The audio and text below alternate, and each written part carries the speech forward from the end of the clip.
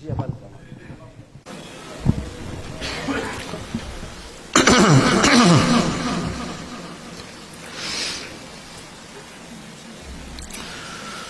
الحمد لله وحده والصلاة والسلام على من لا نبي بعده.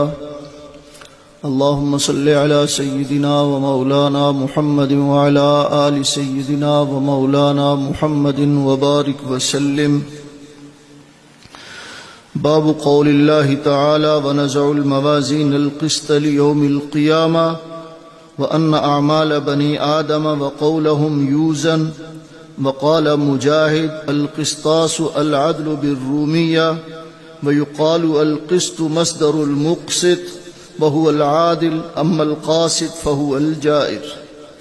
وبه قال حدثنا أحمد بن أشكاب قال حدثنا محمد بن فزيل عن عمارة بن القعقاع عن أبي زرعة عن أبي هريرة رضي الله تعالى عنه وعنهم قال النبي صلى الله عليه وسلم كلمتان حبيبتان إلى الرحمن خفيفتان على اللسان ثقيلتان في الميزان سبحان الله وبحمده سبحان الله العظيم.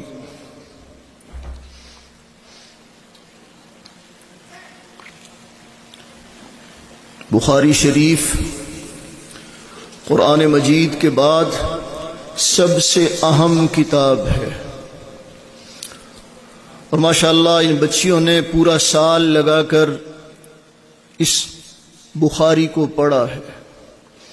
آج اس کا آخری سبق ہے، اور یہ قاری صاحب کی محنت اور کاوش ہے کہ انہوں نے اس آخری سبق کے اندر آپ سب حضرات کو مجتمع کر لیا ہے، جمع کر لیا ہے.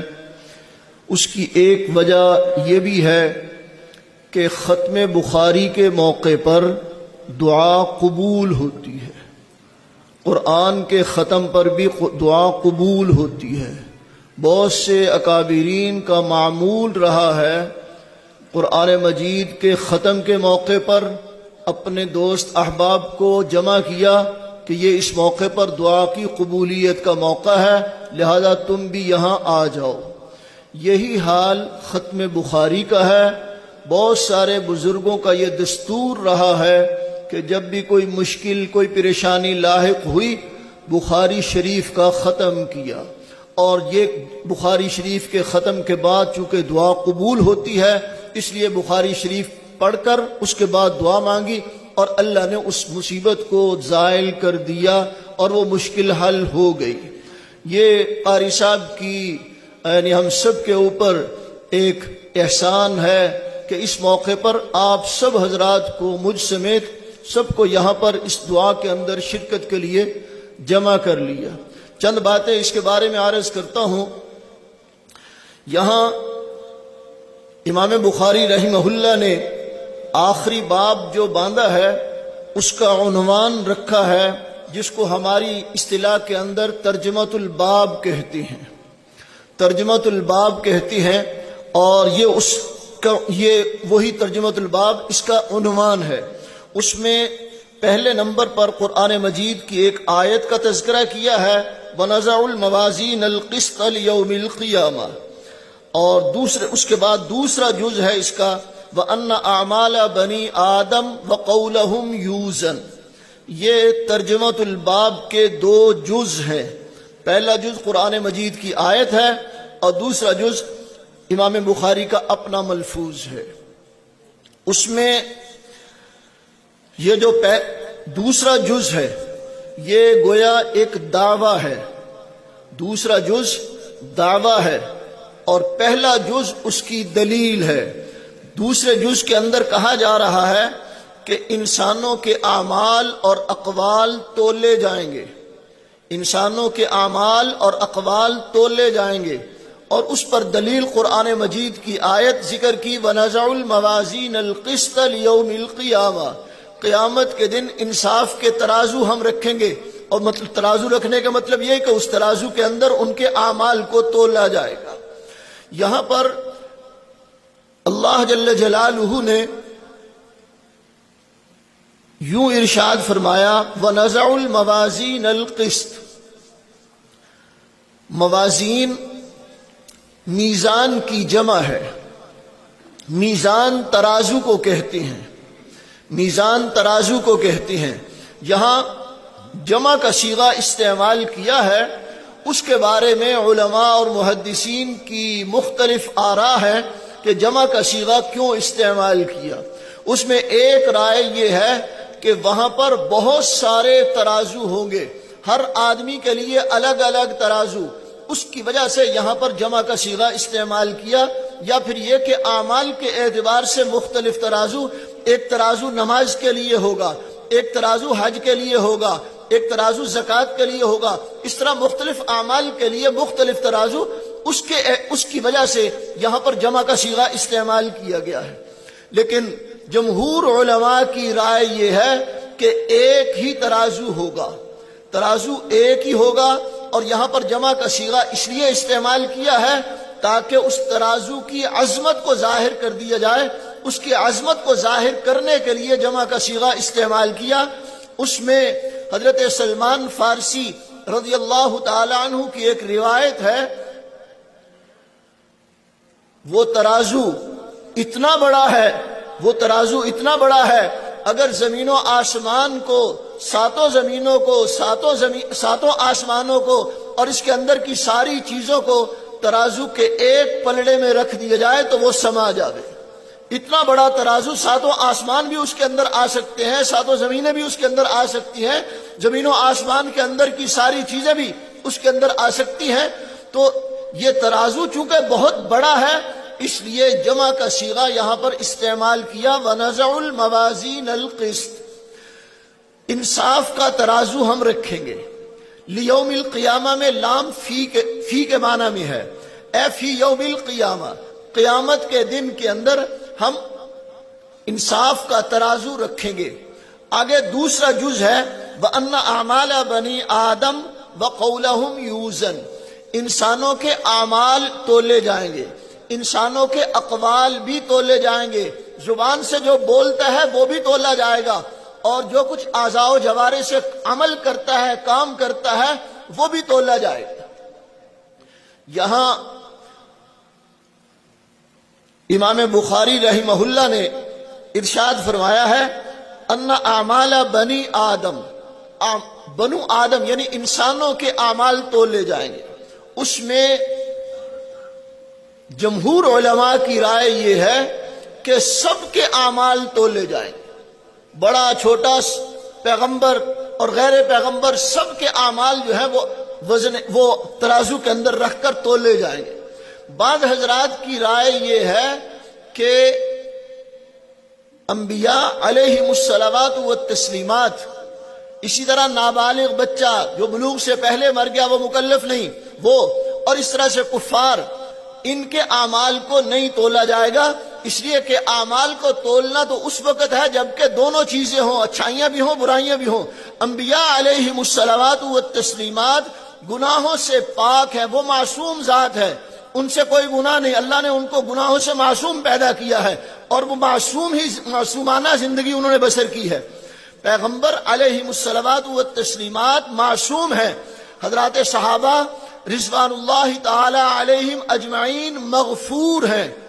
صحابہ ان سے بسا اوقات کچھ غلطی ہوئی لیکن اللہ نے ان کو معاف کر دیا، اس لیے ان کی غلطیوں کو زبان پر لانا اور اس کی وجہ سے ان کے اوپر طعن و تشنیع کرنا یہ بالکل ناجائز ہے، حرام ہے۔ یہ ایسا ہی ہے کہ آدمی آسمان کی طرف منہ کر کے تھوکے گا تو اس کے اپنے منہ کے اوپر بھی وہ تھوک پڑے گا۔ حضرات صحابہ وہ مغفور ہیں، مغفور ہیں، اللہ نے ان کے گناہوں، اگر کسی سے کوئی گناہ ہوا بھی ہے تو اللہ نے ان کو معاف کر دیا ہے۔ یہاں پر اس طرح چھوٹا بچہ ہے وہ مکلف نہیں ہے، اس لیے اس کے اعمال کو نہیں تولا جائے گا۔ کافر ہے، اس کے بعد چونکہ نیکی ہے نہیں، وہ تو سارا کفر ہی کفر ہے۔ اگر کفر کی حالت کے اندر کوئی نیک کام کیا بھی ہے تو وہ ایمان نہ ہونے کی وجہ سے غیر مقبول، غیر معتبر۔ کافر مظلوم کی امداد کر رہا ہے، کہیں اسپتال بنا رہا ہے، کہیں سبیل لگا رہا ہے، کہیں کچھ اللہ کے ہاں اس کا کوئی بدلہ نہیں. دنیا کے اندر اس کا چھوٹا موٹا کو بدلہ مل جائے گا لیکن آخرت کے اندر کچھ بھی نہیں ہوگا. بہرحال مصنف علیہ رحمت اللہ امام بخاری رحمہ اللہ نے یہاں پر بات ذکر کی ہے ان اعمال بنی آدم، بنو آدم یعنی انسانوں کے اعمال تولے جائیں گے. اس سے اس بات کی طرف اشارہ ملتا ہے کہ مصنف علیہ الرحمت کے نزدیک تمام انسانوں کے اعمال تولے جائیں گے، چاہے وہ انبیاء ہیں چاہے وہ غیر انبیاء ہیں. اور اس کے ساتھ بات ذکر کی وَقَوْلَهُمْ يُوزَنْ، ان کے اعمال ان کے اقوال کو بھی تولا جائے گا. زبان سے جو بات کہتا ہے وہ بھی تولی جائے گی. ایک موقع پر حضرات صحابہ رضوان اللہ تعالی علیہم اجمعین نے جناب رسول اللہ صلی اللہ علیہ وسلم سے عرض کیا اِنَّا لَمُؤَاخَذُونَ بِمَا نَتَكَلَّمْ، ہم جو بات کرتے ہیں اس پر بھی ہمارا مؤاخذہ ہوگا. تو حضور علیہ السلام نے ارشاد فرمایا ہاں، زبان کی کھیتی کی وجہ سے بہت سارے لوگ جہنم کے اندر اوندے منہ گرائے جائیں گے. زبان کا صحیح استعمال بہت زیادہ ضروری ہے. یہ زبان کا بعض اوقات ایک کلمہ حدیث میں آتا ہے، حدیث کا مفہوم ہے، بعض اوقات زبان سے آدمی ایک کلمہ نکالتا ہے، ایک بات کہتا ہے اور اس کو معمولی سمجھتا ہے، لیکن اللہ کے ہاں وہ بہت بڑھیا بات ہوتی ہے، اس کی وجہ سے جنت کے اعلیٰ درجات تک پہنچ جاتا ہے. اور اس کے برعکس بعض اوقات ایسا ہوتا ہے کہ زبان سے ایک غلط کلمہ نکالا اور اس کو آدمی معمولی سمجھتا ہے کہ یہ تو معمولی سی بات ہے، لیکن اللہ کے ہاں وہ اتنی بری بات ہوتی ہے کہ اس کی وجہ سے جہنم کے نچلے درجے کے اندر پہنچ جاتا ہے. اس لیے زبان، ایک موقع پر جناب رسول اللہ صلی اللہ علیہ وسلم نے ارشاد فرمایا کف علیک لسانک، اپنی زبان کو روک کر رکھو، اپنی زبان کو روک کر رکھو، اس کو فضول استعمال نہ کرو. اس لیے کہتے ہیں جرمہ صغیر و جرمہ کبیر، اس کا لوتھڑا گوشت کا یہ چھوٹا سا ہے، جسم اس کا چھوٹا سا ہے، لیکن اس کا گناہ بہت بڑا ہے. زبان سے ایک بات نکالی اور اس کی وجہ سے دو خاندانوں کے درمیان آپس میں لڑائی ہو گئی. زبان سے ایک بات نکالی اور آدمی اسلام سے کفر کے اندر چلا گیا. اس لیے زبان کو روک کر رکھنے کا جناب رسول اللہ صلی اللہ علیہ وسلم نے ارشاد فرمایا. اور یوں بھی کہا یا ایھا الذین آمنوا اتقوا اللہ وقولوا قولا سدیدا، اے ایمان والو اللہ سے ڈرو اور سیدھی سیدھی صحیح بات کہو، جھوٹی بات نہ کہو، جھوٹی بات نہ کہو، اور اس کے اندر کوئی دل آزاری والی بات نہ کہو جس سے دوسروں کا دل جو ہے وہ ٹوٹے، ایسی بات نہ کہو. اور فرمایا کہ یہ اگر اپنی زبان کا استعمال صحیح ہو جائے گا یصلح لکم اعمالکم، اللہ تمہارے باقی اعمال کو بھی درست کر دے گا، ویغفر لکم ذنوبکم، اور اگر کوئی کمی کوتاہی ہو جائے گی تو اللہ اس کو معاف کر دے گا، یہ زبان کے درست استعمال کرنے پر. اس لیے بہت زیادہ ضرورت ہے اس بات کی کہ زبان پر کنٹرول کیا جائے. بہت سارے لڑائی جھگڑا، بہت ساری بیماریاں وہ اسی زبان کی وجہ سے ہے.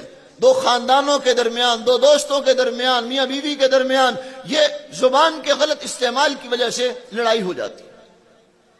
تو یہاں پر امام بخاری رحمہ اللہ نے یہ بات ذکر کی ہے کہ انسانوں کے اقوال بھی تولے جائیں گے. زبان سے جو بات کہتا ہے وہ بھی تولا جائے گا.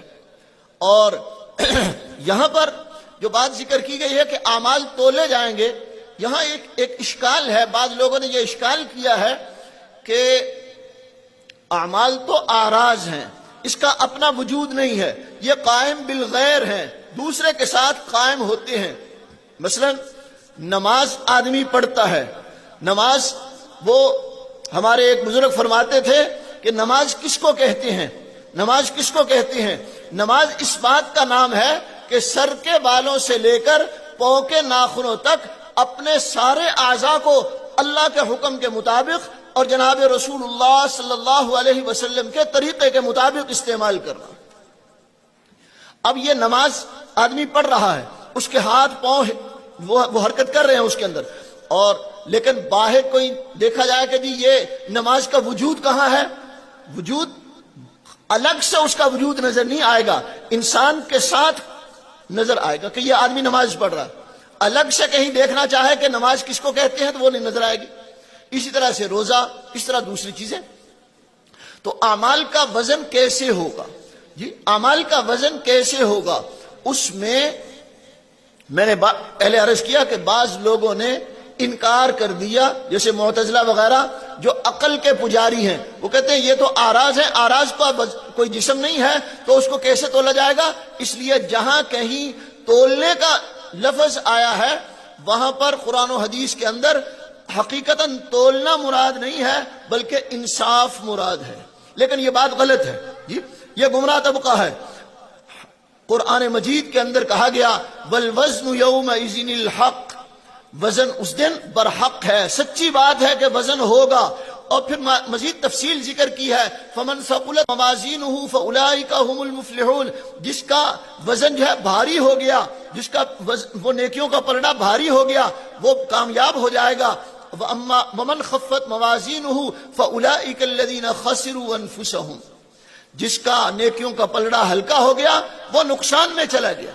اس لیے وزن اعمال برحق ہے، اس پر یقین رکھنا لازم اور ضروری ہے کہ وزن اعمال ہوگا، سب کے اعمال تولے جائیں گے۔ اور پھر تولنا کیسے ہوگا؟ جب یہ آراز ہے تو کیسے تولا جائے گا؟ اس کے بارے میں حضرت عبداللہ ابن عباس رضی اللہ تعالی عنہ فرماتے ہیں ان اللہ تعالی یقلب الاعراض اجساما، اللہ جل جلالہ کل قیامت کے دن ان آراز کو جسم عطا فرمائیں گے۔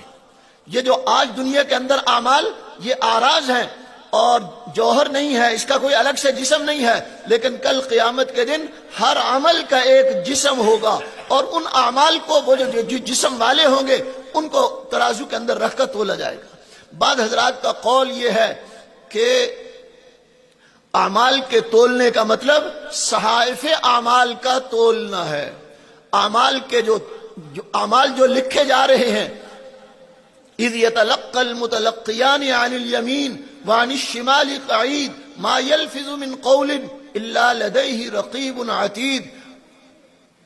26ویں پارے کے اندر یہ بات ذکر کی گئی کہ انسان کے دونوں مونڈوں کے اوپر دو فرشتے بیٹھے ہوئے ہیں، دائیں والا نیکیاں لکھتا ہے، بائیں والا برائیاں لکھتا ہے، اور وہ اس کے صحائف اعمال جو ہیں وہ تیار ہو رہے ہیں، عملوں کا رجسٹر تیار ہو رہا ہے، اور کل قیامت کے دن وہ اعمال وہ جو صحائف اعمال ہیں ان کو تولا جائے گا۔ اور اس پر ایک دلیل حدیث بطاقہ ہے۔ ایک روایت کے اندر یوں آتا ہے جناب رسول اللہ صلی اللہ علیہ وسلم نے ارشاد فرمایا کہ قیامت کے دن ایک آدمی کو لایا جائے گا اور اس کے گناہوں کے 99 رجسٹر ہوں گے، گناہوں کے 99 رجسٹر، اور ہر ایک رجسٹر اتنا بڑا کہ تا حد نگاہ تک پہنچے، جہاں تک آدمی کی نظر پہنچتی ہے وہاں تک وہ پھیلا ہوا ایک رجسٹر، 99 رجسٹر اس کے ایسے گناہوں سے بھرے ہوئے، اور وہ سمجھے گا کہ میں تو ہلاک ہو گیا، نیکی کوئی نہیں ہے اور برائیاں ہی برائیاں ہیں، اور وہ برائی بھی تھوڑی سی نہیں، 99 دفتر ہیں۔ اس موقع پر اللہ جل جلالہ سے ارشاد فرمائیں گے کہ ایک چھوٹا سا پرزہ کاغذ کا نکالا جائے گا اور اس سے کہا جائے گا کہ یہ لے لے اور جا کر تلوا لے، اور وہ کہ عرض کرے گا یا اللہ یہ 99 دفتروں کے مقابلے کے اندر کیا کام دے گا، یہ چھوٹا سا ایک طرف نیکیوں کا ایک چھوٹا سا پرزہ اور دوسری طرف 99 دفتر، اور ہر دفتر تا حد نگاہ پھیلا ہوا۔ اللہ جل جلالہ ارشاد فرمائیں گے کہ تیرے اوپر ظلم نہیں ہوگا، زیادتی نہیں ہوگی، جاؤ جا کے تلوا لو۔ اور جب وہ تلوائے گا اور ترازو کے ایک پلڑے کے اندر وہ 99 دفتر اور ایک پلڑے کے اندر وہ ایک کاغذ کا چھوٹا سا پرزہ جس کے اوپر کلمہ شہادت لکھا ہوا ہے، اشہد ان لا الہ الا اللہ و اشہد ان محمدا عبدہ و رسولہ، یہ اس کاغذ کے پرزے کے اوپر لکھا ہوا جب اس کو رکھا جائے گا پلڑے کے اندر، تو اس حدیث میں آتا ہے کہ وہ جو 99 دفتروں والا پلڑا ہے وہ اوپر کی طرف اڑ جائے گا، اور یہ جو چھوٹے سے کاغذ والا پرزہ ہے، یہ جو پلڑا ہے یہ جھک جائے گا، اس کا وزن زیادہ ہوگا، اس لیے کہ اس کے اندر اللہ کا نام ہے، اللہ کے نام سے زیادہ وزنی کوئی چیز نہیں ہو سکتی۔ تو بہرحال اعمال کو تولا جائے گا، چاہے وہ صحائف اعمال ہو اور چاہے وہ نفس اعمال ہو، ان کو جسم عطا فرمایا جاوے۔ اور بعض حضرات کی رائے یہ ہے کہ یہ آراز ہونے کے باوجود اس کو تولا جائے گا، جیسے دنیا کے اندر بہت ساری چیزیں ایسی آ گئی ہیں کہ آراز کو تولتے ہیں۔ آدمی کو بخار ہو گیا، حرارت ہے اس کے اندر، اب وہ حرارت کہاں پر ہے؟ جسم کے ساتھ ہے، جسم ختم، وہ بھی ختم جی۔ تو اب اس کے تولنے کے لیے تھرمامیٹر، گرمی کتنی ہے، سردی کتنی ہے، اس کے لیے الگ الگ میٹر ہیں، اس کے ذریعے سے اس کو تولا جاتا ہے۔ اسی طرح سے قیامت کے دن اعمال اگرچہ آراز ہیں لیکن اللہ جل جلالہ اس کو تولنے پر قادر ہے، اس کے اللہ کے لیے کوئی مشکل نہیں ہے۔ درمیان میں مصنف علیہ الرحمت نے یہ جو اوپر عنوان رکھا ہے اسی کے متعلقہ کچھ بات ذکر کی ہے، مختصراً عرض کرتا ہوں۔ قال مجاہد القسطاس العدل بالرومیہ، امام مجاہد رحمہ اللہ فرماتے ہیں کہ قسطاس کا لفظ یہ عدل کے معنی میں ہے۔ قسطاس وزنوا بالقسطاس المستقیم قرآن میں آیا ہے، قسطاس یہ عدل کے معنی میں ہے، اور یہ رومی زبان کا لفظ ہے۔ رومی زبان ہونے کا مطلب یہ ہے کہ یہ لفظ رومی زبان کے اندر بھی استعمال ہو رہا ہے، عربی زبان کے اندر بھی استعمال ہوتا ہے، اور بھی کچھ بعض باتیں کہی گئی ہیں۔ آگے فرمایا وَيُقَالُ الْقِسْطُ مصدر المقسط، قسط یہ مقسط کا مصدر ہے بحذف الزوائد، وَهُوَ الْعَادِلُ، اور یہ قسط بمعنی عادل، عدل کے معنی میں، اور مقسط بمعنی عادل۔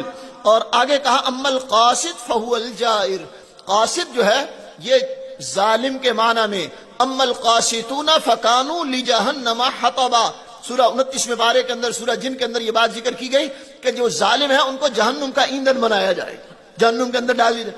تو اس سے اس بات کی طرف اشارہ ہوا کہ لفظ قسط جو مصدر ہے یہ ازداد میں سے ہے، یہ عدل کے معنی میں بھی استعمال ہوتا ہے، ظلم کے معنی میں بھی استعمال ہوتا ہے۔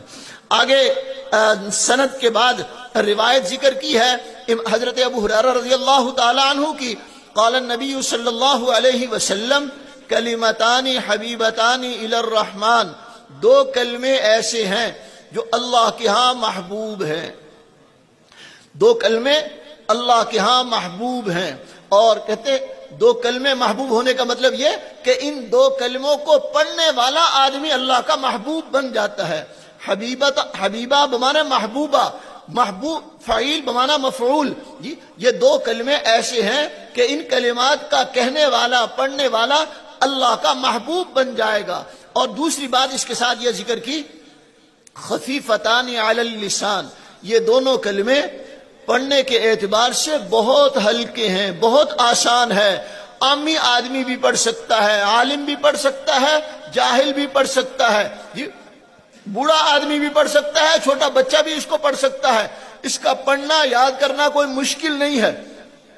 اور تیسری بات ان دو کلمات کے بارے میں یہ ذکر کی ثقیلتان فی المیزان، میزان کے اندر، ترازو کے اندر یہ بہت بھاری ہیں، بہت وزنی ہیں۔ اور اصل عنوان یہی تھا کہ اعمال تولے جائیں گے، یہاں پر وہی بات آ گئی کہ میزان کے اندر، ترازو کے اندر ان کلمات کو اگر رکھا جائے گا تو ان کا وزن بہت زیادہ ہوگا۔ ثقیلتان فی المیزان، یہ اسی جملے سے ترجمۃ الباب ثابت ہو رہا ہے۔ اور آگے کہا وہ دو کلمے کون سے ہیں؟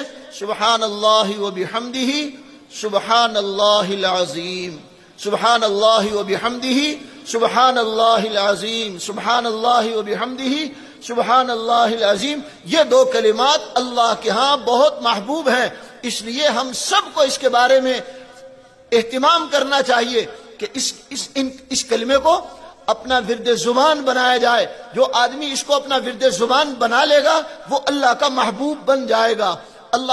یہ اس کتاب کی آخری حدیث تھی، اس کتاب کی آخری حدیث تھی جس کے یہ الفاظ آئے کلمتان حبیبتان الی الرحمن خفیفتان علی اللسان ثقیلتان فی المیزان سبحان اللہ و بحمدہ سبحان اللہ العظیم۔ یہ بخاری شریف، میں نے پہلے بات عرض کی ہے کہ کتاب اللہ کے بعد، قرآن مجید کے بعد سب سے اہم کتاب، اس میں جناب رسول اللہ صلی اللہ علیہ وسلم کے احادیث مبارکہ کو جمع کیا گیا ہے۔ جناب رسول اللہ صلی اللہ علیہ وسلم جس دین کو اور جس علم کو لے کر آئے ہیں اس علم کو اس کے اندر جمع کیا ہے. اور یہ جناب رسول اللہ صلی اللہ علیہ وسلم نے ارشاد فرمایا ان العلماء ورثۃ الانبیاء، علماء انبیاء کے وارث ہیں، علماء انبیاء کے وارث ہیں. یہ مدارس کے اندر علماء تیار کیے جا رہے ہیں، حفاظ تیار کیے جا رہے ہیں، پیغمبر حضور علیہ السلام کے ورثاء کی جماعت کو تیار کیا جا رہا ہے. اور حضور علیہ السلام نے ارشاد فرمایا وَإِنَّ الْأَنْبِيَاءَ لَمْ يُوَرِّثُوا دِينَارًا وَلَا دِرْهَمًا، انبیاء علیہم الصلوات والتسلیمات میراث کے اندر درم دنانین نہیں چھوڑتے، پیسہ ٹکا جو ہے وہ میراث نہیں ہے. انما ورثوا العلم، انبیاء علیہم الصلوات والتسلیمات اور خصوصاً جناب محمد الرسول اللہ صلی اللہ علیہ وسلم کی میراث وہ علم ہے. علم سے مراد دین کا علم ہے، علم سے مراد قرآن و حدیث کا علم ہے. علم سے مراد وہ علم ہے جس کے ذریعے سے اللہ کی پہچان حاصل ہوتی ہے. وہ علم نہیں ہے، وہ علم مراد نہیں ہے جس سے کتا بلہ سمجھ میں آتا ہے. اس کی ابتدا ہی کتے بلے سے ہوتی ہے، وہ علم مراد نہیں ہے یہاں پر. اس سے مراد وہ علم ہے جس سے اللہ کی پہچان ہوتی ہے. فَاعْلَمْ أَنَّهُ لَا إِلَٰهَ إِلَّا اللَّهُ، اس بات کو جانو، اس بات کا علم حاصل کرو کہ اللہ کی ذات ایک ہے، اللہ کی معرفت حاصل ہو جاوے. بے علم نتواں خدا را شناخت، علم کے بغیر آدمی اللہ کو پہچان نہیں سکتا. علم کے ذریعے سے یہی جو مدرسے کے اندر علم پڑھایا جاتا ہے یہ ہے وہ علم جس کے ذریعے سے اللہ کی پہچان حاصل ہوتی ہے. اور حضور علیہ السلام نے ارشاد فرمایا فمن اخذہ اخذ بحظ وافر، جس نے اس علم کو لیا ہے، قرآن و حدیث کے علم کو لیا ہے، اس نے بہت بڑھیا چیز کو حاصل کر لیا، بہت بڑھیا چیز اس کے پاس آ گئی. اس لیے یہ علماء، قراء، حفاظ، یہ ان کے پاس ایسا سرمایہ ہے جس سے باقی لوگ جو ہے وہ عاری ہیں. سب سے بڑا سرمایہ ان قراء کے پاس، ان علماء کے پاس ہے، اس لیے کہ سب سے بڑا علم وہ ہے جسے اللہ کے رسول لے کر آئے ہیں، جس کے بارے میں ابتداءً یہ بات ذکر کی گئی ہے ذالک الکتاب لا ریب فیہ، یہ ایسی کتاب ہے، یہ ایسا علم ہے جس کے اندر کوئی شک نہیں ہے. سب سے بڑا علم، اور جس نے اس علم کو لیا اس نے بہت بڑھیا چیز کو لے لیا. اور اسی لیے اس علم کو حاصل کرنے والے جنہوں نے اس علم کو حاصل کیا ان کو انبیاء کا وارث کہا جاتا ہے. یہ انبیاء کے وارث ہیں. ایک قصہ لکھا ہے کتابوں میں. ایک بادشاہ تھا سلطان محمود. اسے میں نے حدیث پڑھی ہے ان العلماء ورثۃ الانبیاء، ان العلماء ورثۃ الانبیاء، علماء انبیاء کے وارث ہیں. اس بادشاہ کو اس حدیث کے اوپر اشکال تھا. وہ کہتا شاید یہ حدیث ٹھیک نہیں ہے، اس لیے کہ دین کی خدمت تو سارے ہمارے مال کے ذریعے سے چلتی ہے. مسجد ہمارے مال کے ذریعے سے چل رہی، مدرسہ ہمارے مال کے ذریعے سے چل رہا، جو بھی دینی خدمت ہے اس کے اندر مال صرف ہوتا ہے، تو مالدار جو ہے وہ سب سے آگے ہونا چاہیے. اور یہاں پر کہا جا رہا ہے کہ علماء جو ہے وہ انبیاء کے وارث ہیں. ایک اشکال اس کو یہ تھا، ایک اشکال اس کو دوسرا تھا. اس کا باپ، اس کا نام سبکتگین تھا. لوگ اس کو، بادشاہ کو کہتے تھے کہ یہ سبکتگین کا حقیقی بیٹا نہیں ہے، حقیقی بیٹا نہیں ہے. بادشاہ نے کہیں سے اٹھا لیا تھا، اپنا متبنہ بنا لیا تھا، بس یہ متبنہ ہے، حقیقی بیٹا نہیں ہے. اس بات پر بھی اس کو بہت افسوس ہوتا تھا، بڑی پریشانی ہوتی تھی کہ یہ کیسے.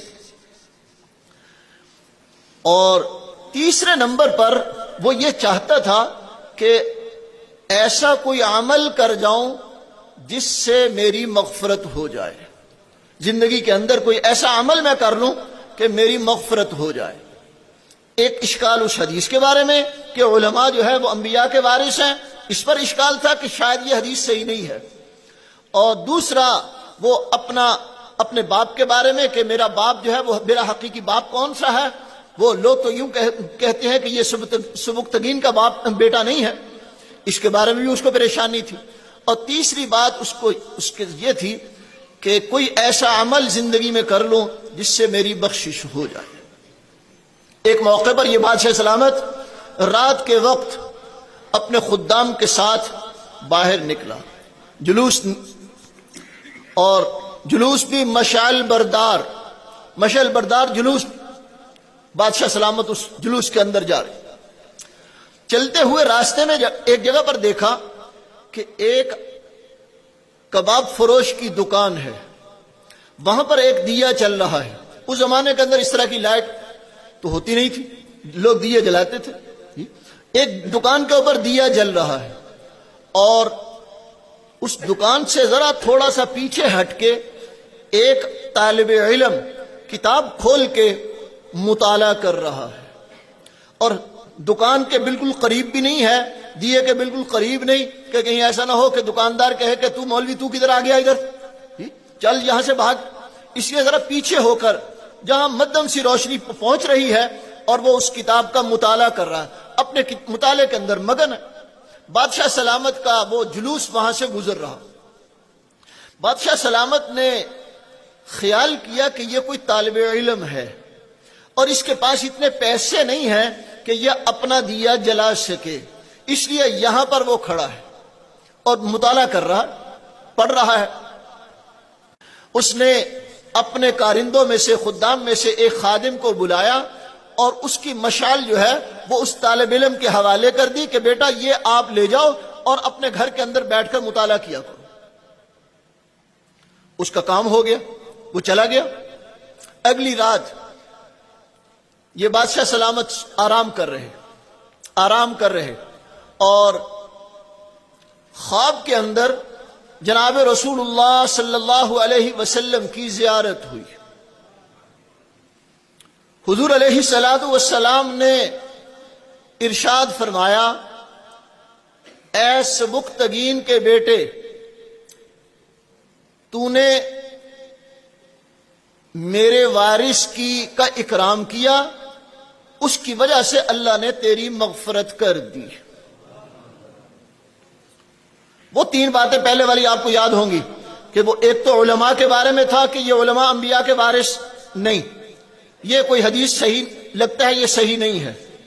اور دوسرے نمبر پر کہ یہ لوگ کہتے ہیں کہ یہ سبکتگین کا حقیقی بیٹا نہیں ہے۔ اور تیسرے نمبر پر کوئی ایسا کام کر جاؤں جس کی وجہ سے میری مغفرت ہو جائے۔ یہ تینوں اشکال اس خواب کے ذریعے سے دفع ہو گئے، دور ہو گئے، اشکال رفع ہو گئے۔ اس میں پہلے نمبر پر حضور نے فرمایا، اے سبکتگین کے بیٹے۔ اس سے معلوم ہوا کہ یہ سلطان محمود جو ہے یہ سبکتگین کا بیٹا ہے۔ جی حضور اس کی طرف نسبت کر کے فرما رہے ہیں کہ سبکتگین کے بیٹے، تو جو لوگ اس کو تانا دیتے تھے وہ تانا ختم ہو گیا۔ دوسرے نمبر پر تو نے میرے وارث کا اکرام کیا۔ وہ وارث کون تھا؟ وہ جو طالب علم جو دین پڑھ رہا، دین سیکھ رہا، اس کو حضور علیہ الصلوۃ والسلام نے اپنا وارث قرار دیا۔ اس سے وہ مسئلہ حل ہو گیا کہ علماء انبیاء کے وارث ہیں، ان العلماء ورثۃ الانبیاء۔ وہ جو شک تھا کہ یہ حدیث صحیح نہیں ہے، وہ شک رفع ہو گیا کہ واقعتاً یہ صحیح حدیث ہے۔ اور تیسری بات تھی کہ کوئی ایسا کام کر جاؤں جس کی وجہ سے میری مغفرت ہو جائے۔ وہ حضور علیہ الصلوۃ والسلام نے ارشاد فرما دیا کہ تو نے میرے وارث کا اکرام کیا، اللہ نے اس کی وجہ سے تیری مغفرت کر دی۔ یہ طلباء، مدرسے کے اندر پڑھنے والے طالب علم، یہ کوئی معمولی چیز نہیں ہے، یہ قرآن و حدیث کے طالب ہیں، قرآن و حدیث کے سیکھنے والے ہیں۔ ان کا اکرام کرنے پر، اس طالب علم کا، ایک طالب علم کا اکرام کرنے پر اللہ جل جلالہ نے اس کی مغفرت کا اعلان کر دیا۔ جناب رسول اللہ صلی اللہ علیہ وسلم نے جو بات ارشاد فرمائی وہ حق اور سچ ہے۔ حضور نے فرمایا کہ جس نے مجھے خواب کے اندر دیکھا اس نے حقیقتاً مجھے دیکھا، شیطان میری شکل صورت بنا کر نہیں آ سکتا۔ یہ بہت بڑی دولت ہے کہ حضور علیہ الصلوۃ خواب کے اندر حضور کی زیارت ہو جائے۔ تو یہ اس میں ایک بات یہ معلوم ہوئی کہ مدرسوں کے اندر پڑھنے والے طالب علم وہ قرآن پڑھ رہے ہیں، وہ حدیث پڑھ رہے ہیں، وہ اس کے متعلقہ دوسرے علوم پڑھ رہے ہیں، وہ الف با تا سا ہی پڑھ رہے ہیں، اللہ کی نگاہ کے اندر ان کی بہت بڑی قدر و قیمت ہے۔ اس لیے حضور علیہ الصلوۃ والسلام نے ارشاد فرمایا، من سلک طریقا یلتمس فیہ علما سہل اللہ لہ بہ طریقا الی الجنہ، جو آدمی علم سیکھنے کے لیے راستہ چلتا ہے، اللہ جل جلالہ اس کے لیے جنت کا راستہ آسان کر دیتے ہیں۔ یہ اس حدیث کے اندر یہ نہیں کہا کہ وہ عالم بن گیا، حافظ بن گیا، قاری بن گیا، پھر اس کے بعد جنت کا راستہ نہیں، فرمایا کہ وہ گھر سے چلا ہے، راستہ طے کر رہا ہے، پڑھنے کے لیے مدرسے کی طرف آ رہا ہے، مسجد کی طرف جا رہا ہے، دین سیکھنے کے لیے، اس کی برکت سے اللہ جل جلالہ جنت کا راستہ اس کے لیے آسان فرما دے۔ اتنی بڑی، جب وہ پڑھ لے گا تو وہ کتنا اس کا اعزاز ہوگا، کتنا بڑا اعزاز ہوگا۔ ہاں یہ ابھی مولانا شمشاد صاحب دامت برکاتہ العالیہ حافظ قرآن کے فضائل کے بارے میں بات کر رہے تھے۔ ایک بات میں عرض کرتا ہوں، یہ اس موقع پر علماء کی، حفاظ کی، قراء کی مدارس کے اندر دستار بندی ہوتی ہے، جسے آج بھی یہاں پر اس طرح بچیوں کے لیے چادر پوشی کا انتظام ہوتا ہے۔ یہ ایک بہت ہی خوبصورت منظر ہوتا ہے، آپ حضرات نے ابھی دیکھا۔ اور آج تو حافظ قرآن کے سر کے اوپر پگڑی رکھی جا رہی ہے، مولانا صاحب کے سر کے اوپر پگڑی باندھی جا رہی ہے، سب لوگ خوش ہو رہے ہیں، اس کے عزیز و اقارب، محلے والے، دوسرے تیسرے لوگ سب خوش ہو رہے ہیں۔ کل قیامت کے دن حافظ قرآن کے والدین کے سر کے اوپر تاج رکھا جائے گا۔ آج تو یہاں حافظ کے سر کے اوپر پگڑی رکھی جا رہی ہے، کل قیامت کے دن حافظ کے والدین کے سر کے اوپر تاج رکھا جائے گا، اور وہ تاج کس طرح کا ہوگا؟ ضوءہ احسن من ضوء الشمس، اس کی روشنی سورج کی روشنی سے بھی زیادہ ہوگی۔ سورج پورے جہان کو روشن کر رہا ہے، اور وہ حافظ قرآن کے والدین کو جو تاج ملے گا وہ اس سورج سے بھی زیادہ روشن ہوگا۔ آپ حضرات چاہتے ہیں کہ آپ کے سروں کے اوپر اس طرح کا تاج قیامت کے دن رکھا جاوے؟ ارادہ کرو، نیت کرو کہ ہمیں بھی کل قیامت کے دن اس طرح کا تاج مل جاوے، ہمارے سروں کے اوپر بھی تاج رکھا جاوے۔ اور اس کے لیے یہ ہے کہ اپنے بچیوں کو قرآن کا حافظ بنانا، دین کا عالم بنانا، قرآن پڑھانا اور حدیث سکھانا ان کو۔ یہ سب سے اہم علم قرآن و حدیث کا علم ہے، باقی علوم بعد میں ہیں، ان کی بھی ضرورت ہے، اس کی ضرورت کا انکار نہیں، لیکن سب سے اہم علم وہ قرآن و حدیث کا علم ہے۔ اور یہ علم مدرسوں سے ملے گا، مدرسوں کے اندر علماء سے ملے گا، قراء اور حفاظ سے ملے گا۔ یہ مدارس اسی قرآن و حدیث کے تعلیم دینے کے لیے بنائے جاتے ہیں۔ ایک قصہ لکھا ہے، ایک بادشاہ سلامت تھے، اس نے اپنی رعیت کے اندر اعلان کیا کہ جھوٹ نہیں بولنا۔ اچھے لوگ بھی کچھ بادشاہ گزرے ہیں، اچھے بھی گزرے ہیں، نیکوکار بھی گزرے ہیں، بہت بڑے جی، آج کل کی طرح سے نہیں، سب سے بڑا جو جھوٹا ہے وہ سب سے بڑا سیاستدان بن جاتا ہے۔ تو بادشاہ سلامت نے اعلان کیا کہ جھوٹ نہیں بولنا، سچ بولو، اور جو آدمی جھوٹ بولے گا اس کے اوپر جرمانہ لاحق ہوگا، 5 دینار اس کو جرمانہ ادا کرنا پڑے گا۔ اور پھر بادشاہ سلامت اپنے وزیر کے ساتھ اپنا بھیس بدل کر رعایا کے اندر چکر لگاتا ہے، حال احوال معلوم کرتا ہے، کیا حال ہے۔ اب اس میں ایک موقع پر بادشاہ سلامت اپنے وزیر کے ساتھ چکر لگا رہا تھا رعیت کے اندر، تو ایک تاجر کے پاس ٹھہرا، تاجر نے ان کا اکرام کیا، اور اس کے بعد بادشاہ سلامت نے تاجر سے پوچھا کہ جناب آپ کی عمر کتنی ہے؟ تو اس نے کہا کہ جی میری عمر 20 سال۔ بچے کتنے ہیں؟ 1۔ بینک بیلنس کتنا ہے؟ 70,000. 70,000. 3 سوال تھے، 3 اس کے جوابات دے دیے. عمر کتنی ہے، بچے کتنے ہیں، بینک بیلنس کتنا ہے، اس کا جواب اس تاجر نے دے دیا. بادشاہ سلامت اپنی جگہ پر پہنچا تو اس نے تحقیق کروائی کہ یہ جو تاجر ہے اس نے یہ باتیں صحیح کہی ہے یا غلط کہی ہے. جب وہ سرکاری کاغذات کے اندر جب معلومات کی گئی تو معلوم ہوا کہ اس نے تینوں باتوں کے اندر جھوٹ بولا ہے. اس کی عمر 20 سال نہیں بلکہ اس کی عمر تو 35 سال ہے، اور اس کے بچے جو ہیں وہ 1 نہیں ہے بلکہ 5 بچے ہیں، اور اس کا بینک بیلنس جو ہے وہ 70,000 نہیں، اس سے بہت زیادہ ہے. بادشاہ سلامت نے حکم دیا کہ اس تاجر کو بلا کر لاؤ، یا میرے سامنے حج کو حاضر کرو. تاجر آ گیا. اس تاجر نے وہ بادشاہ نے تاجر سے کہا کہ ہم کل آپ کے پاس آئے تھے اور تجھ سے سوال کیا تھا کہ تیری عمر کتنی ہے، تیرا بینک بیلنس کتنا ہے، تیری اولاد کتنی ہے. تو نے اس کا جواب یہ دیا تھا، اور ہمارے سرکاری کاغذات کے اندر یہ تینوں باتیں جھوٹ ہیں. تمہاری عمر، تم نے کہا میری عمر 20 سال ہے، اور تمہاری عمر یہاں ہمارے سرکاری کاغذات کے اعتبار سے 35 سال بنتی ہے، اور تم نے کہا کہ میری اولاد 1 بچہ ہے اور تیرے بچے 4 ہیں، اور تیرا بینک بیلنس وہ 70,000 نہیں بلکہ اس سے بہت زیادہ ہے. لہذا وزیر سے کہا کہ اس کے اوپر 15 دینار جرمانہ لگاؤ اور سرکاری خزانے کے اندر اس کو جمع کرو. اس تاجر نے کہا بادشاہ سلامت میری بات سنیں، پہلے میری بات سن لیں. انہوں نے کہا بتائیے.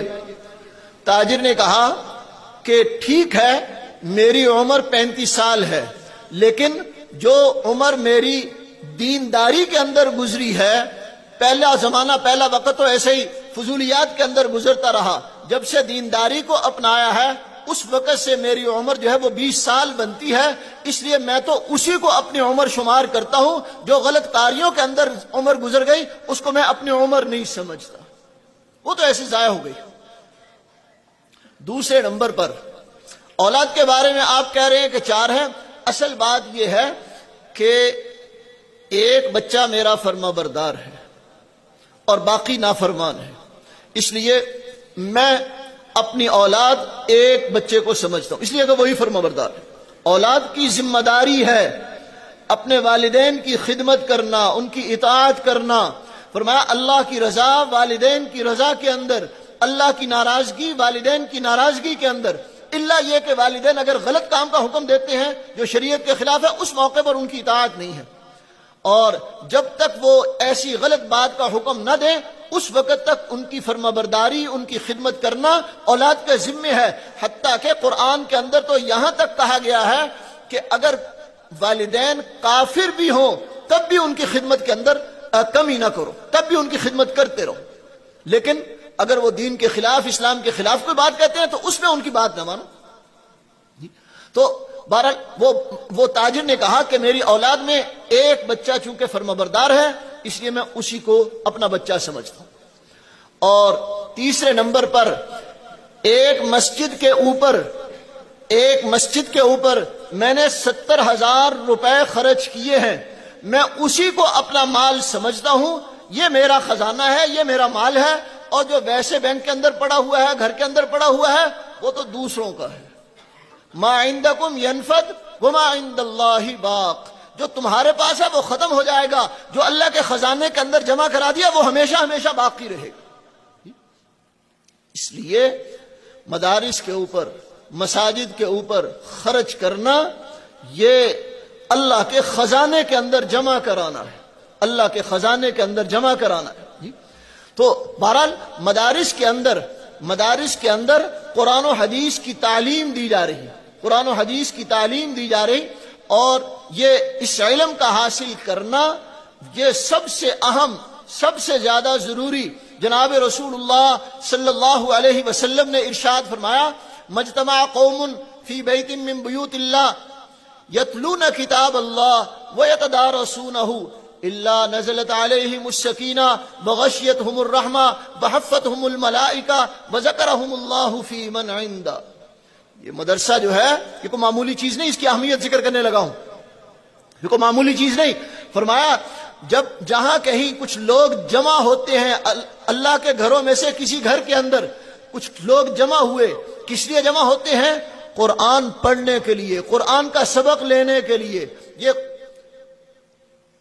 درس نظامی جو پڑھایا جاتا ہے یہ سارا قرآن و حدیث کے متعلقات ہیں، قرآن و حدیث کو سمجھنے کے لیے ہے. کہیں صرف پڑھائی جا رہی، کہیں نحو پڑھائی جا رہی، کہیں بلاغت پڑھائی جا رہی، کہیں منطق پڑھائی جا رہی، مختلف.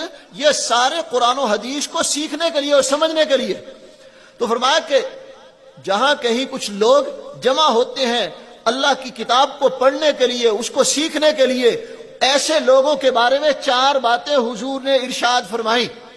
ذرا غور سے سنو، 4 باتیں ایسے لوگوں کے بارے میں فرمائی جو بیٹھ کر قرآن پڑھ رہے ہیں، قرآن کا دور کر رہے ہیں، قرآن براہ راست پڑھ رہے ہیں یا بالواسطہ قرآن پڑھا جا رہا ہے.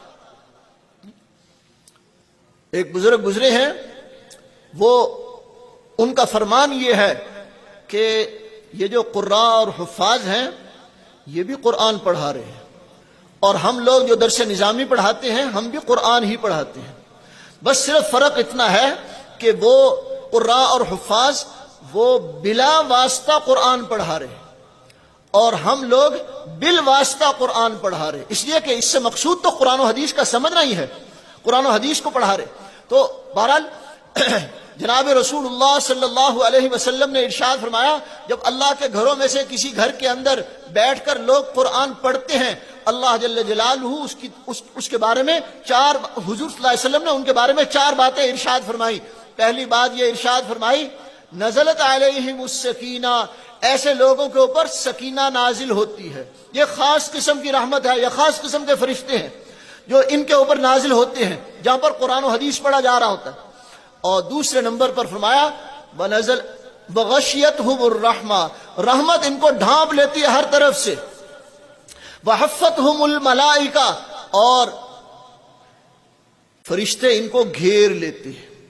اس مجمع کے ارد گرد فرشتوں کی جماعت ہے. اور دوسری حدیث میں آتا ہے کہ فرشتے وہ دنیا کے اندر چکر لگاتے رہتے ہیں کہ کوئی ایسی جگہ ہو جہاں پر اللہ کا ذکر کیا جا رہا ہو، جہاں پر قرآن پڑھا جا رہا ہو، پڑھایا جا رہا ہو. ایسی جگہ کو تلاش کرتے ہیں. جب کسی کوئی جگہ ایسی مل جاتی ہے تو وہ فرشتہ باقی فرشتوں کو بلاتا ہے کہ اپنے مقصود کی طرف آ جاؤ، یہ تمہارا مقصود یہاں پر ہے. اور پھر اس کے بعد وہ فرشتوں کا تانتا وہ زمین سے لے کر آسمان تک وہ بن جاتا ہے. فرشتوں اس سارے مجمع کو گھیر لیتے ہیں. اور چوتھی بات جو جناب رسول اللہ صلی اللہ علیہ وسلم نے ارشاد فرمائی وَذَكَرَهُمُ اللَّهُ فِي مَنْ عِنْدَهُ، وَذَكَرَهُمُ اللَّهُ فِي مَنْ عِنْدَهُ. اللہ ایسے لوگوں کا تذکرہ جو لوگ قرآن پڑھ رہے ہیں، حدیث پڑھ رہے ہیں، دین سیکھ رہے ہیں، دین سکھا رہے ہیں، دین کا تذکرہ ہو رہا ہے، ایسے لوگوں کا تذکرہ اللہ جل جلالہ اپنی مجلس کے اندر کرتے ہیں. ذکرہم اللہ فی من عندہ، ان کا تذکرہ اللہ جل جلالہ ان لوگوں کے اندر کرتے ہیں، اس جماعت کے اندر کرتے ہیں جو اللہ کے پاس فرشتوں کے مجمع کے اندر ایسے لوگوں کا تذکرہ ہوتا ہے. اور میرے خیال کے مطابق یہ تو حضور علیہ الصلوۃ والسلام کی حدیث کا مفہوم میں نے ذکر کیا. اس کے ساتھ ہی ایک اور بات عرض کروں. جو آدمی درود شریف پڑھتا ہے قبر پر جا کر پڑھتا ہے تو اس کو حضور علیہ الصلوۃ والسلام خود سنتے ہیں. اور اگر کہیں دور جگہ پر کھڑے ہو کر بیٹھ کر پڑھتا ہے تو اس کا درود شریف اس کو پہنچایا جاتا ہے. ابلغتہ، مجھے پہنچایا جاتا ہے، وہ درود شریف مجھے پہنچایا جاتا ہے. حضور کی مجلس کے اندر فرشتہ بتلاتا ہے کہ یہ فلانے بندے نے، فلاں ابن فلاں نے آپ کے اوپر اس طرح سے درود شریف پڑھا. میرا اپنا ذوق یہ ہے کہ درود شریف کے بہت سارے فضائل ہیں جی، بہت بڑھیا فضائل آپ لوگ سنتے رہتے ہیں اپنے علماء سے. یہ جو بات ہے نا کہ حضور کی مجلس کے اندر اس کا تذکرہ، میرا وجدان یہ ہے کہ یہ سب سے بڑی بات ہے. حضور کی مجلس کے اندر میرا نام، حضور کی مجلس کے اندر آپ کا نام آ جائے، یہ کتنی دولت ہے۔ اسی طرح سے اللہ کی مجلس کے اندر ان لوگوں کا نام جو قرآن پڑھ رہے ہیں، قرآن پڑھا رہے ہیں، قرآن ذکر کر رہے ہیں اور حدیث پڑھ رہے ہیں، پڑھا رہے ہیں، یہ سارا اللہ کا ذکر ہے جی۔ اذکار میں سب سے بڑھیا ذکر کہتے ہیں قرآن مجید ہے جی۔ اور مولانا الیاس رحمہ اللہ جو تبلیغی جماعت کے بانی ہیں، وہ فرماتے ہیں کہ اذکار میں سب سے زیادہ نور وہ قرآن مجید کے پڑھنے کے اندر ہے، اس لیے کہ یہ اللہ کا کلام ہے، اللہ کا کلام ہے، تو اس لیے اس کا نور بھی بہت بڑا ہے۔ تو بہرحال یہ ایک بہت بڑی بات ہے کہ اللہ کے دربار کے اندر تذکرہ آ جائے۔ اس لیے مدارس، مساجد یہ کوئی معمولی بات نہیں، ہر زمانے کے اندر اس کے بارے میں باتیں ہوتی رہی ہیں کہ یہ فضول لوگ ہیں، قوم کے اوپر بوجھ ہے، ایسا نہیں، بلکہ یہ قوم کے لیے رحمت کا سامان ہے۔ جہاں کہیں قرآن پڑھا جا رہا ہے، کہتے ہیں وہ جگہ آسمان والوں کے لیے ایسے چمکتی ہے جیسے زمین والوں کے لیے آسمان پر ستارے چمکتی ہیں، وہ پورے علاقے کے لیے رحمت کے اترنے کا ذریعہ بنتی ہے وہ مدرسہ اور وہ مجلس جہاں پر قرآن پڑھا جا رہا۔ تو یہ تو مدرسہ کسی علاقے کے اندر ہونا، یہ تو پورے علاقے والوں کے لیے بہت بڑی نعمت ہے، اس کی قدر کرنی چاہیے۔ اللہ جل جلالہ ہمیں عمل کی توفیق نصیب فرمائے۔